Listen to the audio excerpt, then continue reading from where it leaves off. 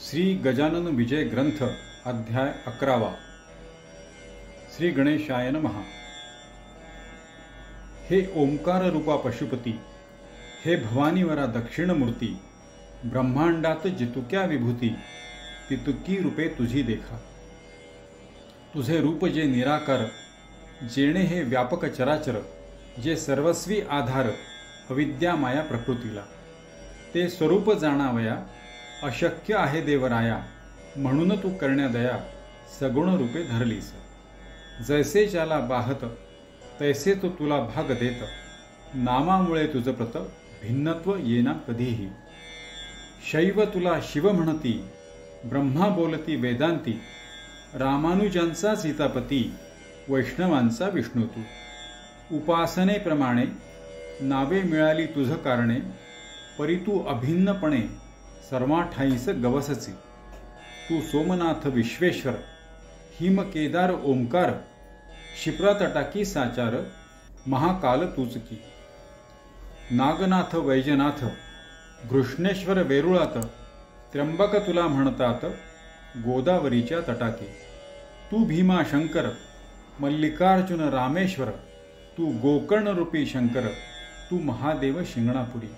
त्या अवघ्या कारण असो माझे साष्टांग नमन, माझ्या त्रिपातांचे हरण शीघ्र करी दीनबंधो।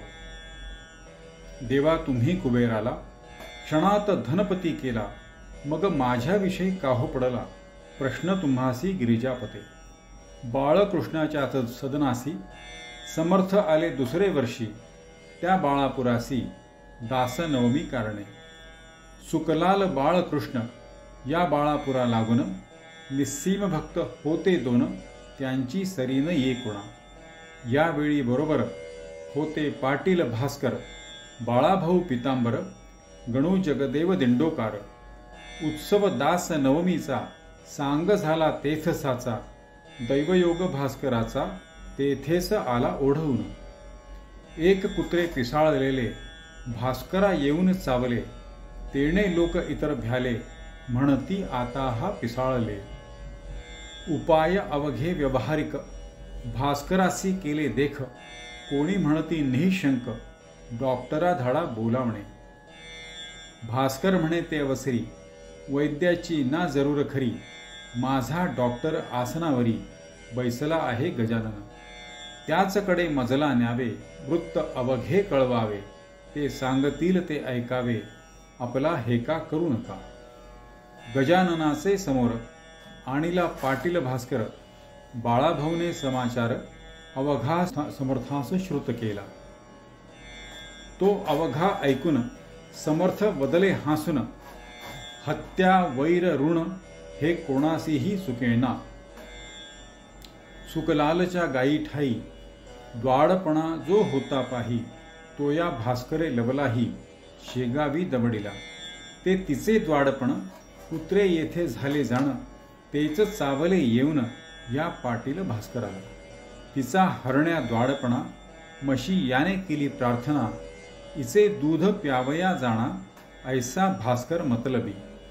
दूध पिता वाटले गोड, मग कारे चालले झड, आता कारे चालले झड, नको पडदा ठेवूस आड, वाचो कामी सांग तुला। हे कुत्रे निमित्त झाले, तुझे आयुष्य मुळीच सरले, आता पाहिजे प्रयाण केले, तू या सोडून मृत्यू लोका। जरी इच्छा असेल मनी वाचण्याची तुझ लागुनी, तरी तुझे मी यापासूनी रक्षणे वेड्या करीन। परिती होईल उसनवारी, जन्म मृत्यूची बाळा खरी, या अशाश्वताच्या बाजारी देणे घेणे चालते। बोल आता झडकर, काय तुझा विचार, ऐसी कधी न येणार पर्वणी ती जाण तुला। भास्कर बोले त्यावरी, मी अजाण सर्वतोपरी, जे असेल अंतरी आपुल्या तेच करावे। लेकुराचे अवघे हित माता एक ते जाणत, ऐसे एका अभंगात श्री तुकोबा बोलले। मी आपले लेकरू म्हणून विनंती कशास करू, तू अवघ्या ज्ञानाचा सागरू, अवघे काही कळते तुला। ऐसे ऐकता भाषण संतोषले गजानन, खऱ्या प्रती समाधान खरे बोलता होत असे. कोणी म्हणाले गुरुराया, भास्करासी वाचवा सदया, या कुत्र्यापासून या तो आपुला भक्त असे. महाराज म्हणती त्या कारण, हेच तुझे अज्ञान, अरे वेड्या जन्म मरण, हीच मुळी भ्रांती असे. जन्मेन कोणी मरेन कोणी, ते जाणावया लागुनी, परमार्थाचा उपाय जाणी शास्त्रकारे कथन केला. त्याचा उपयोग करावा, मोह समूळ सोडावा, प्रारब्ध भोग भोगावा, निमुटपणे हेच बरे. संचित प्रारब्ध क्रियामण, हे भोगल्या वाचून, या बद्धली जीवा लागून सुटका होणे मुळीच नसे. पूर्वजन्मी जे करावे ते या जन्मी भोगावे, आणि भोगण्यासाठी यावे, जन्मा हा सिद्धांत असे. या जन्मी जे करावे ते पुढच्या जन्मास उरवावे, असे किती सांग घ्यावे, फेरे जन्मे मृत्यूचे. पूर्वजन्मीचे उर्वरित भास्कराचे न उरले सत्य, तो अवघ्या पुन झाला मुक्त, मोक्षास जाया कारणे. म्हणून आग्रह करू नका, मार्ग त्याचा अडवू नका, काय भास्करासारखा भक्त राणा जन्मे पुन्हा. पूर्वजन्मीचे याचे वैरी, कुत्रे होते निर्धारी, म्हणून ते या बाळापुरी सावते झाले भास्करास. त्याने अवघा आपुला डाव येथे साधिला, तैसा जरी शेष उरला द्वेषमनी भास्कराच्या. तरी तो त्याचा द्वेष कारण पुढील जन्मास कारण होईल भास्करास, दावा आपुला उगवावया. म्हणून पूर्वजन्मीचे वैर सरले, आता न काही शेष उरले, या भास्करा कारण भले, अवघ्या उपाधी निरसल्या.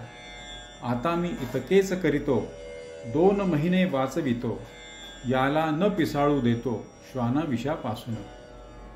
तेन मी केले जरी, हा जन्मास येईल पुन्हा परी, 2 महिने भूमीवरी उरले आयुष्य भोगावया. ऐसे ज्ञान ऐकिले ते कित्येकास नाही पटले, मात्र बाळाभाऊ आनंदले त्या बोधाते ऐकुनी. भास्करा तू धन्य धन्य, संत सेवा केलीस पूर्ण, चुकले तुझे जन्म मरण, काय योग्यता मानू तुझी. ऐसा प्रकार झाल्यावरी मंडळी आली शेगाव नगरी.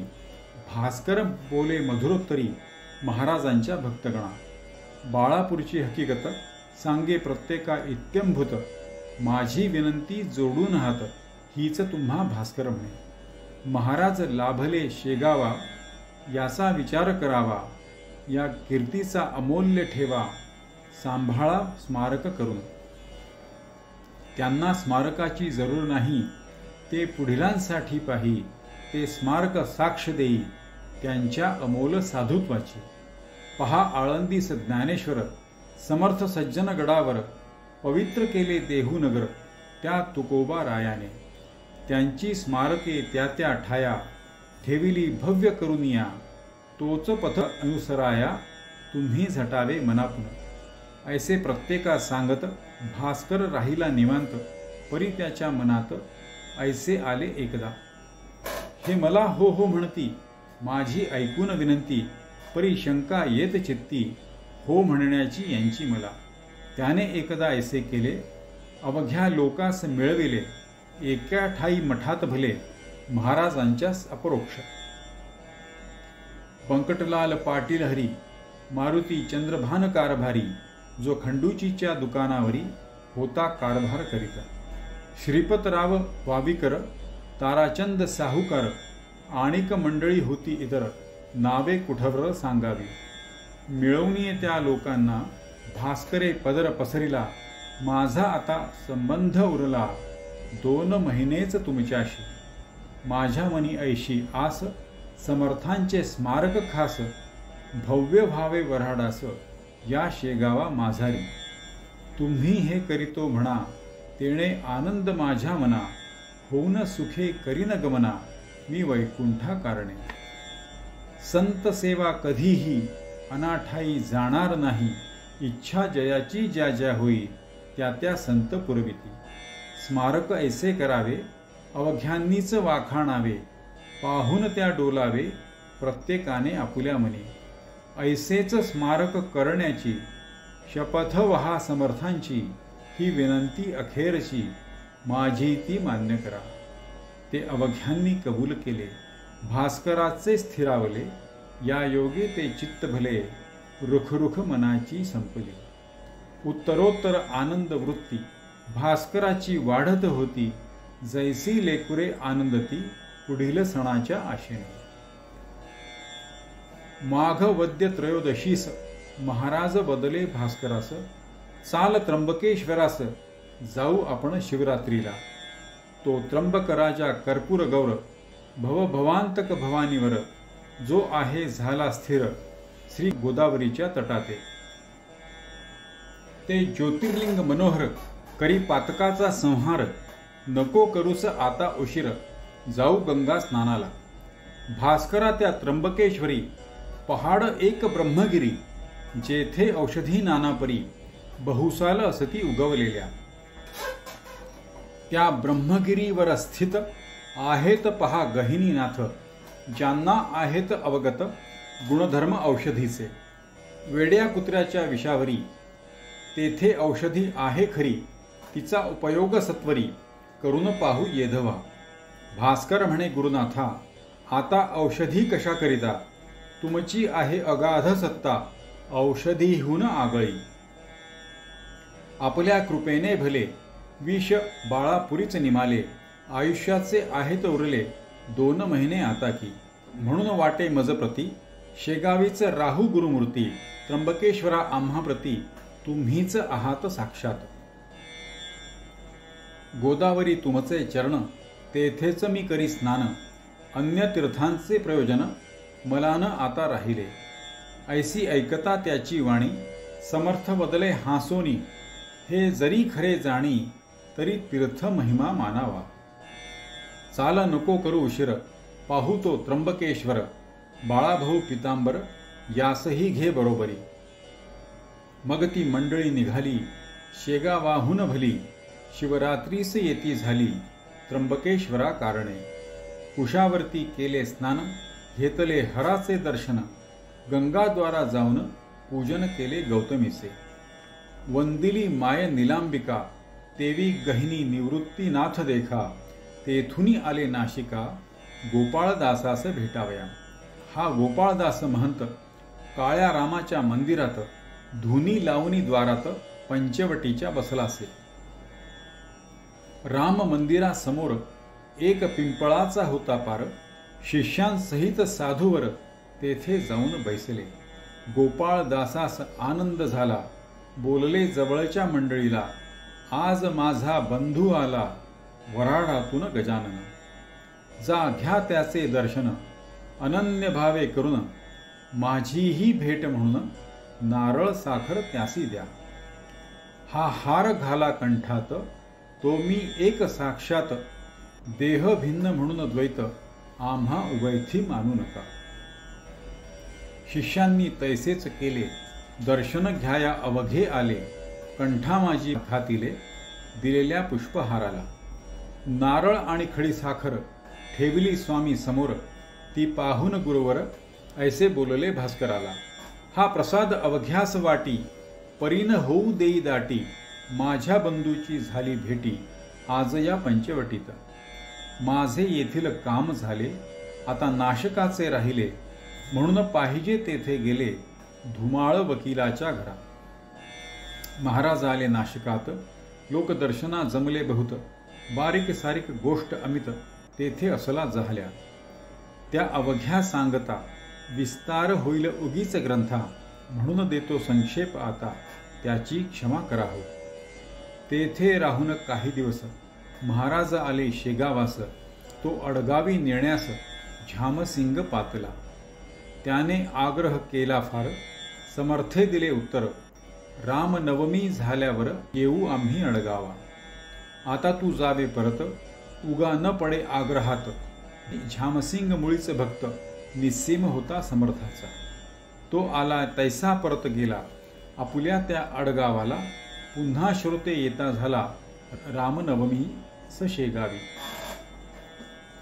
उत्सव करून शेगावात समर्थांना शिष्यासहित आला घेऊन अडगावात हनुमान जयंती कारणे. अडगावी असता समर्थ स्वारी, चमत्कार झाले नानापरी, एके दिवशी 2 प्रहरी, भास्कर डोळविला फुफाट्यात. छातीवरी बैसून भास्करा केले ताडन, लोक पाहती दुरून, परी जवळी कोणी जाईना. बाळाभाऊ जवळ होता, तो म्हणाला सद्गुरुनाथा, भास्करासी सोडा आता, बेजार झाला उन्हाने. तई म्हणाला भास्कर, बाळाभाऊ न जोडा कर, माझा हा साक्षात ईश्वर, काय करील ते करू दे. लोकांसी वाटती चापट्या दिल्या, मला होतात गुदगुल्या, अनुभवाच्या गोष्टी भल्या, अनुभवीच जाणती.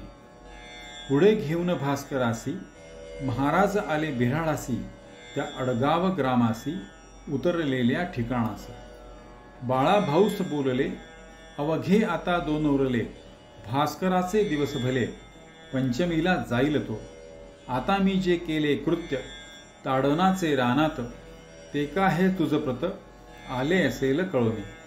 तुझला या भास्करांनी, मारविले होते छत्रीनी, शेगावी माझ्या करांनी, ते आहे का ध्यानात.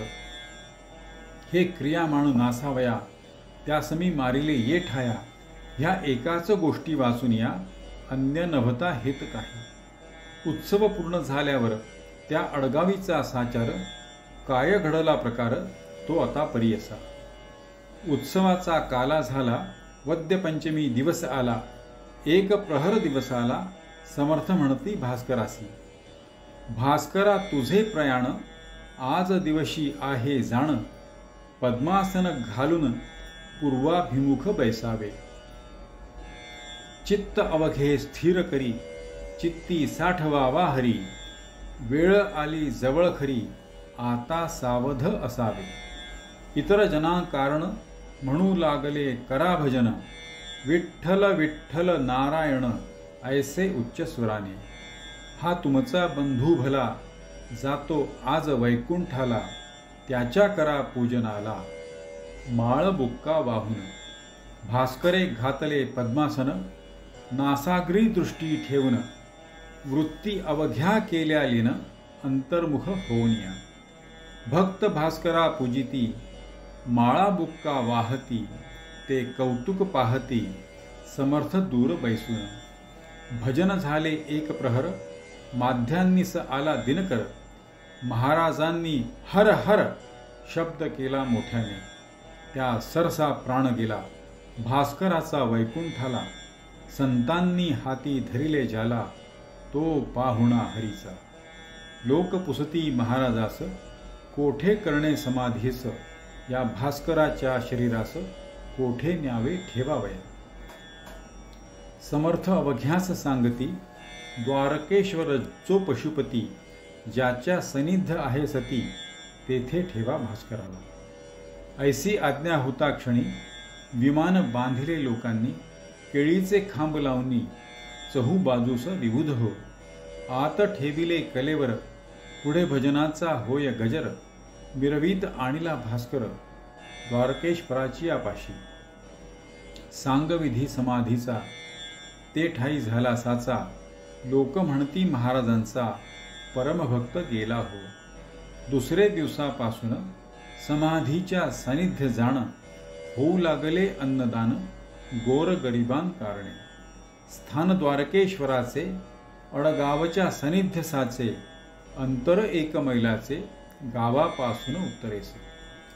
जागा द्वारकेश्वराची परमरमणीय होती साची, झाडी चिंच वृक्षाची होती विशेष ते ठाया. निंब अश्वत्थ मांदार, आम्र वट औदुंबर, ऐसे वृक्ष होते इतर, शिवाय काही फुलझाडे. अडगाव अकोलीच्या मध्यंतरी हे ठिकाण निर्धारी, तेथे समाधी दिधली खरी, समर्थांनी भास्कराला. 10 दिवस अन्नदान झाले याचे वर्णन, तुम्ही नुकतेच केले श्रवण, संत भंडारा नाव ज्याचे. चिंच वृक्षाच्या सावलीत, जेवाया बसे पंगत, तै कावळे अतोनात, त्रास देऊ लागले. काव काव ऐसे करीती, द्रोण पात्रीचे उचलून नेती, मलोत्सर्ग तोही करीती, जेवणारांच्या अंगावर. या योगे लोक त्रासले, कावळ्यास हाकू लागले, भिल्लांनी ते तयार केले, तिरकमटे त्या मारावया. तै बोलले गजानन, अवघ्या लोकां लागून नका मारू त्या कारण, अपराध त्यांचा काही नसे. या भंडाऱ्यात येण्याचा हेतू इतुकाच आहे त्यांचा, प्रसाद आपणा भास्कराचा इतरांपरी मिळावा. काकी हा भास्कर वैकुंठी गेला साचार, हा पितृलोकावर नाही मुळीच राहिला. 10 दिवसपर्यंत प्राण अंतरिक्षात राहे परिभ्रमण करीत, सपिंडी होता जाय पुढे. त्या 11व्या दिवशी बली देती कावळ्याशी, काक जेव्हा स्पर्शेल त्यासी, तेव्हाच प्राण जातो पुढे.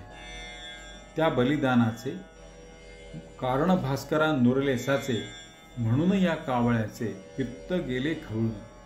आत्मा या भास्कराचा मुळीच मुक्त झाला साचा, तो पाहुणा वैकुंठीचा झाला आहे येधवा. या सोम सूर्य लोकांचे कारण त्यासी नुरले साचे, म्हणून पिंडदानाचे नुरले पहा प्रयोजन. जयाला न ऐसी गती, त्याच्यासाठी पिंड देती, कावळ्याची वाट पाहती, पिंड ठेवणी कलशावर. म्हणून कावळे रागावले, त्यांनी हे जाणितले, भास्कराने गमन केले एकदम वैकुंठ लोकाला. म्हणून आम्हा प्रसाद त्याचा मिळू द्या ह्या भंडाऱ्याचा, ऐसा विचार कावळ्यांचा दिसतो या कृतीने. तुम्ही त्यास मारू नका, मीच तया सांगतो देखा, अहो जीवांनो माझे ऐका, गोष्ट आता सांगतो जी. तुम्ही उद्यापासून वर्ज करा हे ठिकाण, ना तरी भास्करा लागून येईल माझ्या कमीपणा. आज प्रसाद घेऊन तुम्ही तृप्त व्हा अवघे जण, मात्र उद्यापासून या स्थळाशी येऊ नका. ऐसे महाराज बोलले, ते भाविकांसी अवघे पटले, परी कुत्सित चेका बसले होते त्या मंडळीत.